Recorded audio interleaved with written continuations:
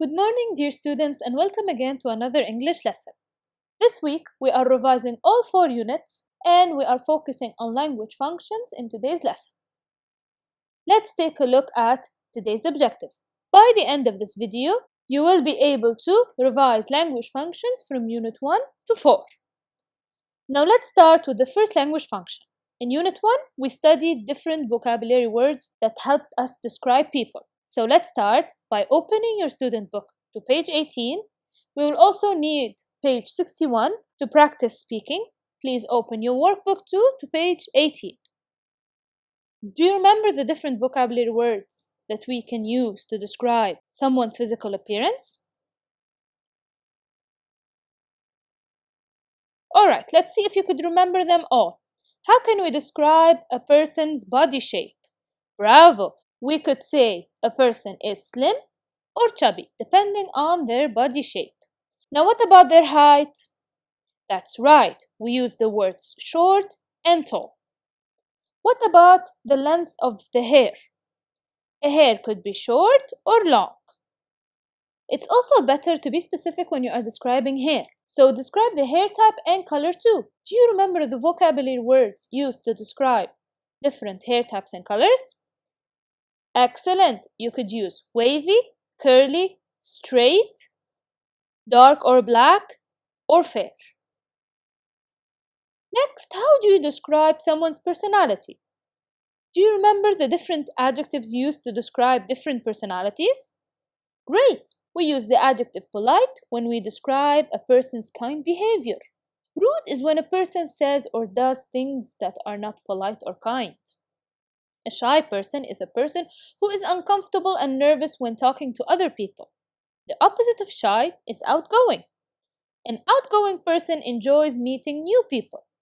Next, messy is used to describe a person who is untidy and not organized. The opposite of messy is tidy. Being kind and pleasant to other people makes you a friendly person. The opposite of friendly is unfriendly. Alright, do you recall how we ask about one's appearance? Bravo! What does he or she look like? What about asking about one's personality? That's correct. What is he or she like? Finally, how do you ask about one's likes? Great! What does he or she like doing? Let's revise. In exercise B, page 18 in your workbook, let's revise. For exercise B, page 18 in your workbook, look at the picture, read the sentences, and correct them. Let's do the first one together as an example. Karen is short and chubby. She's got long black hair and blue eyes. Look at the picture and find Karen. It's clear from the picture that Karen is not chubby and she hasn't got long hair. So let's correct the sentence. Karen is short and slim. She's got short black hair and blue eyes. Now pause the video, complete the exercise, and come back when you are done.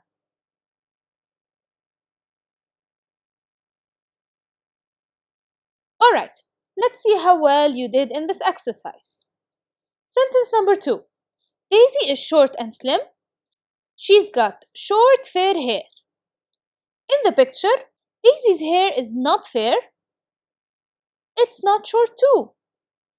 So the correct answer is Daisy is short and slim. She's got long black or dark hair. Number 3.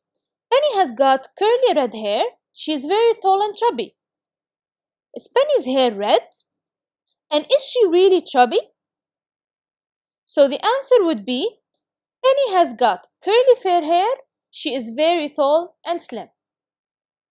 Finally, number 4. Sally is short and slim. She has got long brown hair and brown eyes. Again, look at the picture. And as you can see from the picture, Sally is not really slim. And she hasn't got long hair. So if you answered Penny is short and chubby, she has got short brown hair and brown eyes, then you are correct. Moving on to a speaking task. Have a family member or a friend help you with the guessing game, dear students. Look at the information on the cards below and talk in pairs. So one of you is going to play the role of student A and the other is going to play the role of student B. Before you start the task, please make sure that you look at each picture carefully and look at the information on the cards below. And look at the information as well. If you are student A, then look at the pictures and choose a person, but don't tell your partner and answer all their questions. If you are student B, then ask your partner questions and guess which person your partner has chosen. Look at the following example. Student A chose Kevin but did not tell student B. Student A answered student B's questions, and that's how student B found out who student A was talking about. Please pause the video, practice the speaking task, and come back when you are done.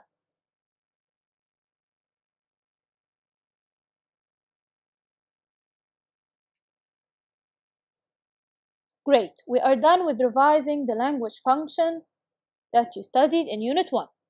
Let's move on to Unit 2. In Unit 2, we studied how we give good news, how we respond to it, and ask for details. Please open your workbook to page 36 and your student book to page 30. Can you think of examples of good news? Yes, for example, you got a new phone. You are traveling somewhere exciting this summer. You won first place in a competition because you were the best. Or maybe you met a famous person. So if something good happened to you and you want to share it with your friend, what phrases can you use to give good news? Very good. You could start with guess what? Or listen to this? Or did I tell you about? Now, if you heard good news from your friend, how would you respond? Great. There are many phrases that you could use. For example, really? That's great. That's amazing. How wonderful. How exciting. Congratulations. That's fantastic news. I'm really happy for you. Good for you. Lucky you. What wonderful news. I can't believe it. After you react to the good news that you have just heard, do you remember how you would ask about details? That's right. Tell me about it. So when, where, who, what did you? Were you excited or scared? How was it? What kind of game is it? Great. Let's work on an exercise H in your workbook, page 36. In this exercise, complete the dialogues with phrases from A to E. Please pause the video, complete the exercise, and come back when you are done.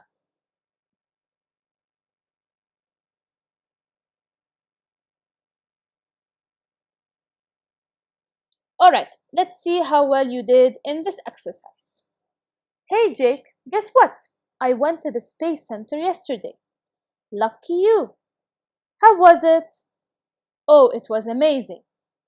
How long did you stay there? For almost 3 hours. Whoa, what did you do there?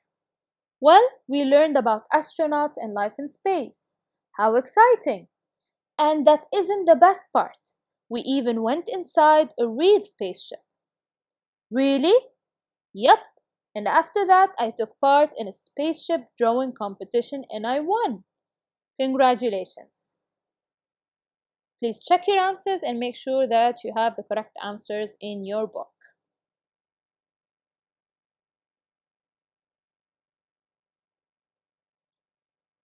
And with this, we are done revising phrases used to give good news and respond to it. Let's move on to Unit 3. In Unit 3, we learned phrases that would help us communicate better around town. For example, phrases that would help us ask for help, or ask for information, or give information, or thanks, or even respond to thanks. We also learned communication repair strategies. For example, asking for a clarification or repetition, asking someone to speak up, or asking someone to slow down. Please open your student book to page 44. We will also practice the speaking activity in page 62 and 63. Imagine, dear students, that you are lost in a place around your town or city. Do you recall the phrases used to ask for help? That's right. Excuse me, can or could you help me please? Can or could or may I ask you a question? Can or could or may I ask you something? Sorry, I've got another question. What about asking for information or giving information? Great. Read the following phrases. So, for example, when asking for information, you could say, excuse me, I'm looking for the stadium, or how do I get to the stadium? How far is the stadium? How long does it take to get to the stadium? On the other hand, if you are giving information, you could say, you can walk or take the bus, go down Hill Street and it's on your left. It's not very far, it's 2 blocks away. It's on Hill Street, let me show you on this map. Or it's about a 10-minute walk. Now, if someone helps you, how do you thank them? Or if you help someone, how do you respond to thanks? Amazing.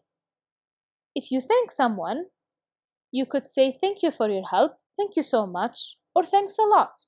If you respond to thanks, you could say no problem, you're welcome, don't mention it. Do you also remember the phrases used to improve communication? That's right. If you did not understand what the person in front of you is saying, you could say, I'm sorry, but I didn't understand what you said. Sorry, could you say that again? Could you repeat that, please? If you can't hear the person talking to you, you could ask them to speak up by saying, I'm sorry, I didn't quite catch that. Could you speak up, please? Could you speak up, please? I can barely hear you. Would you mind speaking up? Finally, if a person talks very fast, you could ask them to slow down by saying, could you slow down a bit, please? Could you speak more slowly, please? Okay, let's practice. Choose the correct answer. If a person replies, yes, of course, which answer is correct here? Is it A, no problem? B, how do I get to Qatar Mall? C, can you help me please? Bravo! The answer here is, can you help me please? Number 2, if your friend says, can you help me please? How would you respond? A, sure. B, you're welcome. Or C, thank you for your help. That's correct, sure.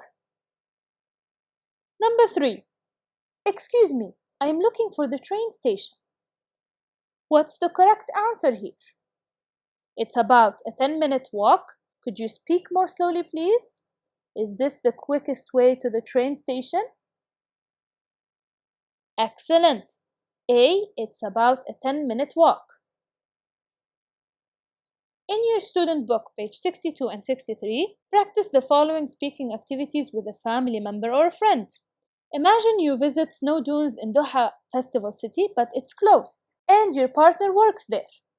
Ask him or her about the opening and closing hours of snow dunes on weekdays and at the weekend. Have a look at the following example. Pause the video and practice the phrases that we have just revised.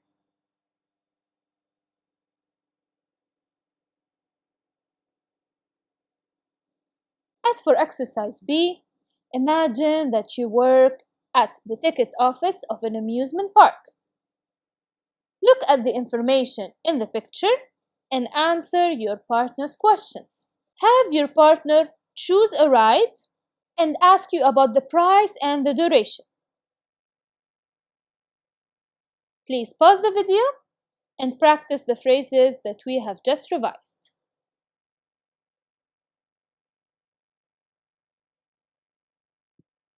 Finally, let's revise the phrases used to respond to bad news and express sympathy that we learned in Unit 4. Please open your workbook to page 60 and your student book to page 56. Now, can you think of examples of bad news? That's right. For example, you had a car accident, you failed a test, you lost your money, or you broke your phone. How would you respond if you heard bad news from someone you care about?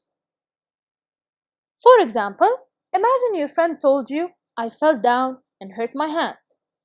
Do you remember the phrases that you learned and would use to express sympathy? Perfect. Poor you. You poor thing. Oh dear. That's terrible. That's so sad. That's too bad. That's a shame or that's a pity. What a shame or what a pity. How awful. How terrible. I am sorry to hear that. These are different phrases that we can use to respond to bad news. Now please work on exercise B in your workbook, page 60. In this exercise, complete the dialogues with the phrases from A to D. Please pause the video, complete the exercise, and come back when you are done.